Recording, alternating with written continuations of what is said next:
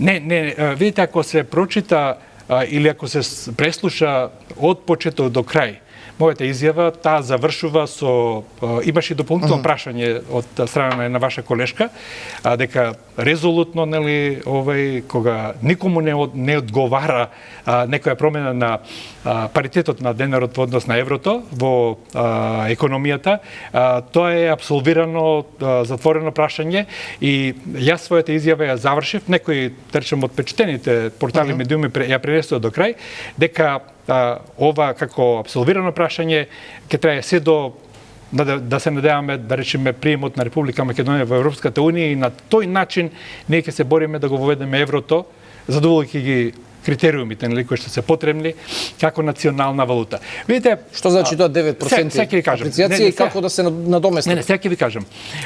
Видите, со право, нели, пошироката јавност е дел од медиумите се фиксирани, фокусирани на она што се нарекува номинален девизен курс. Тоа е 1 евро, 60.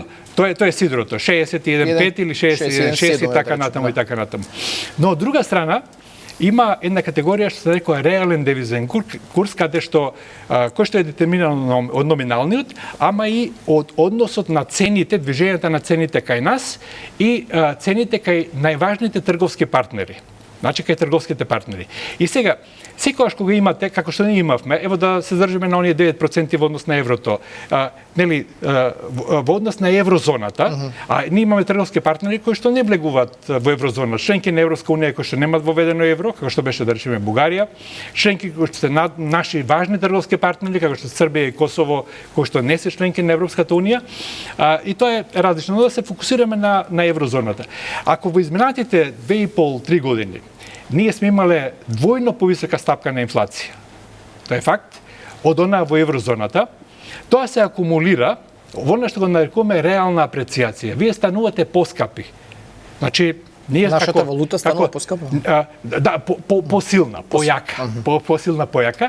А посилна, појака валута не секогаш, мислам ова, нели, да не се разбере погрешно, не секогаш е добра работа, затоа што тоа ви го поскапува извозот. Ви го поскапува извозот, го поевтинува увозот, нели? Па има и во последнава статистика гледав дека се зголемува. И нето извозот, она што нарекуваме разлика меѓу увоз и извоз, тој јас се зголемува. А тоа значи ја зголемува и надворешната задолженост на државата, која има ефекти на платниот баланс. Нема некои сега позначени ефекти, тие доаѓаат со задоцнување. Но тоа е сега. Тоа е веројатно поттекот за вашето прашање. Значи, ако биде, да речеме, ако не е номинален курсот кај нас, ако е флуктуирачки, ако не е фиксен. Да. Значи немаше да би се случило она што се случи во Албанија. Ако се остави на пазарот да го сам да одредува вредноста на валутата, ќе биде на пример 70 денари 1 евро. Би се случило она што го имаме во Албанија. Знаете, Албанија заради приливите од туризмот, тие приливи по разни основи, легализација и така натаму, дојде во ситуација и на реална и номинална апреција. Јас знам, некој сме оделе, пред неколку години беше 112 леки за 1 евро, сега е под 100. Значи, Албанија стана скапа и за нашите граѓани или кои што одат таму.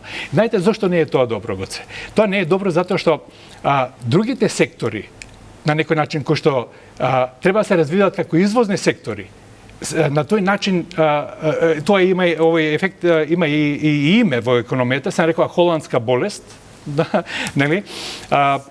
Влече корени од пронаѓањето на нафта и природен газ во Холандија, кога нели имаше голем прилив на странска валута, гулденот тогашен апрецираше и Филипс пропадна своевремено. Значи, индустријата ја губите вие, затоа што овој јак не националната валута. Добро, ако викате ќе се задржи фиксниот курс, ако нема флуктуирачки курс, како ќе се надомести ова? Јас го кажав тоа дека со ниска инфлација во рамките на еврозоната и приспособување на економијата во тек на година-две, затоа што сме цврсто определили, сме одлучили дека нема никаква проблема. Не, и тогаш го кажав тоа и го кажувам сега, затоа што внимавајте, извинете, брзо ли поминува времето? Дали имаме доволно државни резерви за да го поддржуваат овој курс? Има една друга причина за, ево, не де Боже некој да бара како што порано се бараше девалвација. И промена на паритетот на курсот во таа насока би предизвикала огромна штета и кај граѓаните и кај фирмите, а никаква корист. Затоа што уште наредниот ден цените на увозните производи, затоа што ние сме високо увозно зависни и за репроматеријали, и за стоки за широка потребувачка, веднаш ќе се приспособат. Ако едни патеки биле 6.000 денари или 100 евра денес, нели, со евентуална девалвација, трговците утре веднаш ќе имаат зголема цената повторна 100 евра. Повелите да прекратам. Дали имаме доволно државни резерви за да се поддржува овој курс? Колку што видов последните податоци се околу 4,8 милиарди? 4,7. Знаете, некој парираат од аспект на исплатите или налозите кои што видов дека во злато се околу 600 милиони и во валути се околу 500 милиони. Се друго е 3,5 милиарди се некаде во записи. Не, добро, тоа е политика нели на Централната банка, ние имаме експерти со долгогодишно искуство кои што креираат едно портфолио кое што е сигурно, знаете, Централната банка многу внимателно раководи со девизните резерви, за тоа дава редовни извештаи, 4,7 милиарди евра, девизни резерви, тоа е 4,5 месечни износи нели на извоз во Република Македонија, далеку над меѓународниот стандард за сигурност. Ако има некои, да речам, потреби, турбуленции, исплати и така натаму, курсот е безбеден. Добро, она што граѓаните веројатно не многу ги интересира се каматите, банкарските камати. Кај нас има неодредено намалување според тоа што го видов в последниот период, но сепак просечните се над 5% се уште. Може ли тука нешто да направи Народната банка? Гледаме дека бележат енормни профити. Ако на некого моди во држава, тоа е на банките. Лани имале нето добивка имале над 280 милиони евра, трите најголеми банки над 50 милиони евра добивка. Не знам дали се тоа нормални бројки за ваков обем на економија. Тоа буде очи во јавноста, но го сега се во друга прилика сум кажал, ние треба да бидеме среќни кога банките се на здрави нозе, кога не дај Боже како што во некои други држави се случува да мора буџетот да покрива загуби банки кои што стануваат несолвентни. Не, тама работа, не мора да има 500 милиони добивка од камати, може да има 300 милиони. Да ви кажам, според последните информации има еден интересен момент кој што мене ме радува. Благ надолен тренд на овие што ги нарекуваме активни каматни стапки, кои што банките ги пропишуваат за кредитите што ги даваат, заемите, а од друга страна се канџените пасивни, оние кои што ние како штедачи ги добиваме. Има раст на каматни стапки на штедните влогови, а пат на каматни стапки што се за кредитите. Видете, вака, дозволите само ова да го кажам. Јас мислам, дури некаде вака срамежливо го предлагав изминатите 2 години, кога ние имавме високи негативни реални каматни стапки, кога штедачите беа на некој начин губеа од вредноста, затоа што каматни стапки на штедните влогови беа ниски, стапката на инфлација е нормално. Тогаш и затоа купуваат станови, 10% растат станови. Имаме граѓани кои што да речеме од одбивност кон ризик и слично не инвестираат во други типови на средства и штедат. И губите разликата помеѓу стапката на инфлација и каматата што добивате е чиста загуба. Јас тогаш дури мислам дека постоеше можност Централната банка да на некој начин им наложи на банките да ги зголемат овие каматни стапки на штедните влогови. Затоа што такво нешто се размислуваше, дури им беше спроведено во некои држави, мислам во Велика Британија. Значи тие имаат нето добивка од нето од како исплатиле камати за депозитите, имаат 470 милиони евра годишно. Секако со монетарната политика, нели, каматните стапки овие, нели, што ги по кои што се задолжуваат граѓаните и предпријатијата, зависи од повеќе фактори. Меѓу другото, нели, ризикот, економските движења, оптимизмот кај инвеститорите, побарувачката. Друг фактор е конкуренцијата. Значи, Народна банка на Република Македонија, посебно со појавата на интерес за имаме многу либерален систем, закон за платежни системи. Ние имаме на неделна основа пројава на интерес за овие финтек компании, технологии, каде што се очекува дека ќе се зголеми конкуренцијата и ќе дојде до намалување на цените на услугите што ги наплаќаат банките за вршење на провизиите. 13 банки имаме, немаме малку банки, ама Очигледно дека не мислам дека во обавувањето на платниот промет банките се повеќе ќе имат конкуренција. Банките ќе си останат главни депозитни институции, како што стојат работите кај нас и кредитни институции, но има институции кои се заинтересирани за... Знаете, освен каматите, ајде тука е посложена работата, 115 милиони евра имаат за провизии на доместоци приходи сите банки кај нас. Так. Тоа се многу пари. Значи имаше тек тук по некоја иницијатива да се намалат. Знаете, само ве известуваат, од утре имате нов тарифник. Имаше некои иницијативи тоа да се намали, да се ограничи, но секогаш тие завршуваат уште пред да почнат. Поентава ми е дека кај дел од граѓаните и кај дел од бизнисмените има некаков впечаток дека тие се заштитени мечки во системот, дека се некако држава во држава, меѓу другото и поради тоа што секогаш му излегуваат во пресред на партиите без разлика кој власт опозиција, кога ќе заглават во долгови им даваат кредити. Во кој степен им излегуваат, да не навлегуваме во тоа, но внимавајте, ние тука имаме оставено на пазарот, нели? Нема нема дефиниција за некој, како да кажам, доминантна позиција на една или две банки, имаме 4 банки кои се големи системски банки и така натаму, но ево јас ќе се залагам тоа, нека биде една од поентите овдека, дека ќе направиме се да се зголеми конкуренцијата во извршувањето на платниот промет со влез на нови играчи на пазарот. За сега не размислуваме за, барем јас не размислувам за некој административно утврдување, ограничување на провизиите, но внимајте, сега има и други... Имаш истражување дека... Други инструменти... Да, дека во еврозоната, во европските земји 0,02, кај нас се скоро до 1% идат во некои трансакции, како и да е. Добро, при крај сме на разговорот.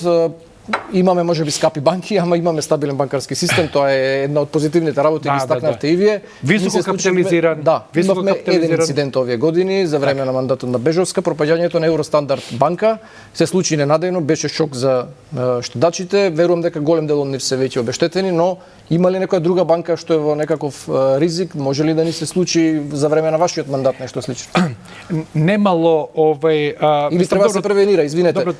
Трифун Костовски, собственикот на банката, постојано ја обвинува Бежовска дека е виновна за тоа што се случи, дека Народна банка навремено не ги предупредила и не реагирала. Не навлегувам во тоа, нели едната и другата страна имаат, да речам, своји аргументи кои што ги изнесуваат, но тоа се случи, да речам, во првите години од мандатот на мојата претходничка госпоѓа Бежовска, но како што сме информирани, 6 години дури, колку што јас се сеќавам пред тоа, оваа банка била под многу силен надзор. Да. Не знам, таму со десетици мерки били изрекувани и слично. Заврши како се заврши. Има ли некоја таква банка сега што е под надзор? Јас во тоа не навлегувам. Една банка во Република Македонија, која што во минатото се обиде да се спои со една поголема банка, од една од поголемите банки, можеби најголемата. Тоа беше неуспешно. Таа е под, да речам, со години така засилен надзор на секторот за дирекцијата за супервизија на Народна банка. Дури не постои никаква опасност затоа што таа е една од најкапитализираните банки заради портфолиото кое што располага, ако просекот на адекватност на капиталот кај нас е таму некаде 19%, тоа е учеството на сопствениот капитал, акционерскиот капитал во вкупната актива на банките, таму е заради некои мерки преземени во минатото од страна на Народна банка, дури можеби над 30, но ево јавноста е информирана дека има заинтересиран инвеститор. Тој интерес е доставен на тој инвеститор од една соседна држава до Народна банка. Се прават анализите, има рок од 3 месеци, тоа е од скоро. И да се надеваме дека таа ситуација ќе се заврши успешно, затоа што тоа го сакат и самите акционери. Не, видите, никогаш не знаете, да се надеваме дека ќе нема некој екстерен шок. Значи, во отсуство на некој силен екстерен шок, во кој што ние имаме она што ги нарекуваме бафер или заштитни механизми, банките се добро капитализирани, Централната банка исто така и државата се интересирани за стабилноста финансиска, во отсуство на некој таков силен екстерен шок нема никаква причина да бидеме на некој начин да веруваме дека нешто може да се случи со нашиот банкарски сектор. Напротив, граѓаните може да бидат спокојни, нивните заштеди се безбедни, нивните заштеди се сигурни. Курсот на денарот, како што рековме, останува, курсот на денарот останува, да се надеваме дека растот на економијата ќе придонесе до раст на доходите, заекнување на економијата, оптимизам за иднината и кај граѓаните и кај мислам економска иднина и кај граѓаните и кај фирмите, и тоа да доведе до пониски цени на задлужувањето.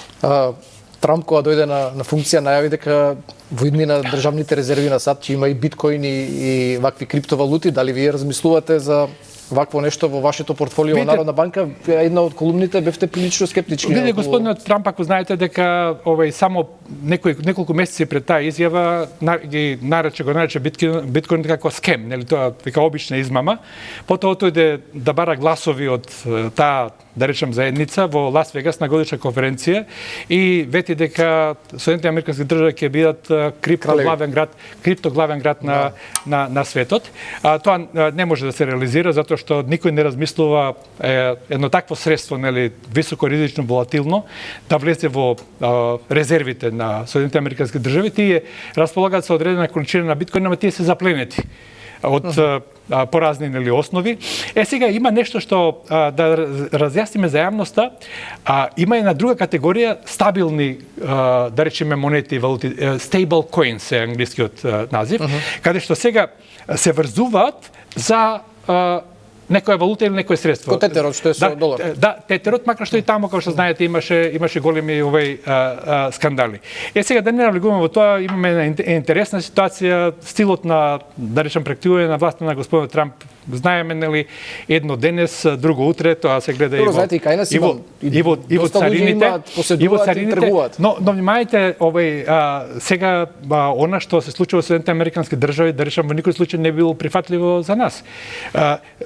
Председател на држава 3 дена пред да стапи на функција, да издаде своја меме валута, она што се нарекува, да собере $2 милиарди и неговата сопруга да направи истото.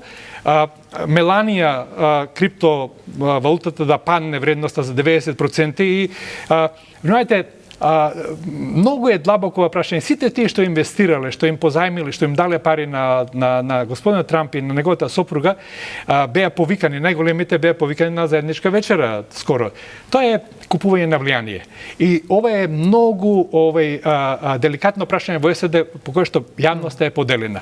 Но внимавајте, има една теза дека што ќе правите вие? Дали вие? Внимавајте сега, се прашуваат луѓето како е ова можно? Зошто му се гледа на семејството Трамп онака, нели, на такви активности, и објаснувате, знаете кој е? Па вика го правеше тоа и Бајден преку неговиот син, ама со хипокризија.